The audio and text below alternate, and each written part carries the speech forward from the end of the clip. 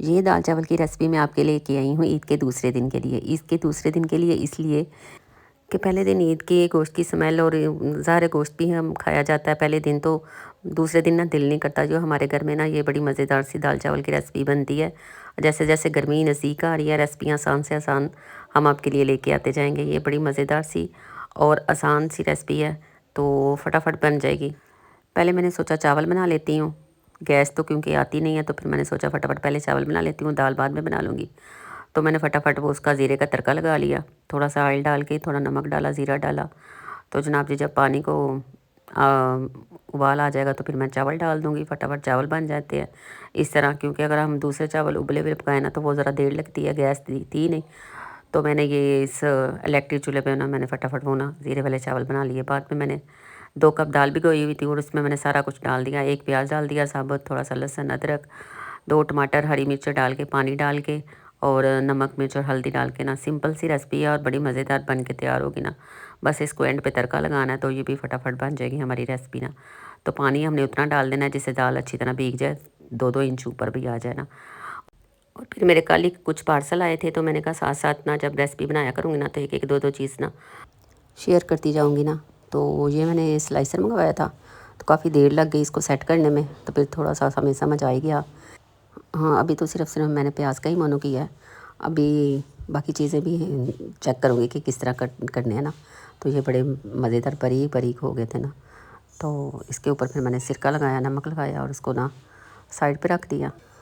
دال چاول کے ساتھ یہ سلاد ہو سرکے والا اور کچومر سب ہو کیا اس کے کہتے ہیں اچار ہو، اور واہ واہ کیا مزہ آ جاتا ہے۔ پھر یہ کہ میں نے چیز منگوائی تھی، تو یہ میرے پاس نا 2-3 ہی تھے تو لیکن خراب ہو گئے ہوئے تھے۔ پھر میں نے سوچا کہ ایک نیا سیٹ منگواتی ہوں، اور ساتھ یہ میں نے کیپ بھی منگوائی تھی۔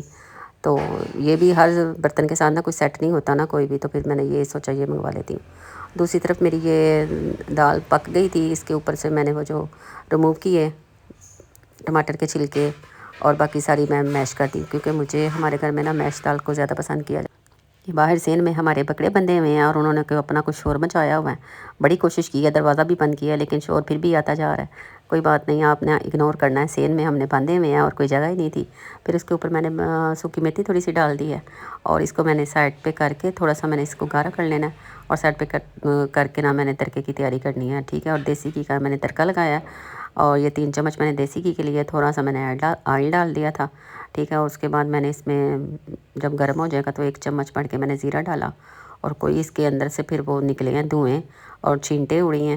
وہ یہ دیسی گھی میں شاید کوئی پانی تھا تھوڑا سا، ہوگا نا، فریج میں رکھا ہوتا ہے تو تھوڑی سی وہ ہو جاتی ہے پانی کی۔ تو پھر میں نے چولہا بند کر دیا اور فٹافٹ سائڈ پہ کر کے اور تھوڑی سی لال مرچیں 3-4 موٹی وہ ڈالی اور دال کے اوپر ڈال دیا، اور پھر میں نے ڈھیر سارا دھنیا ساتھ کاٹ لیا تھا، اس کو دھو کے پھر میں نے وہ بھی اوپر گارنش کیا۔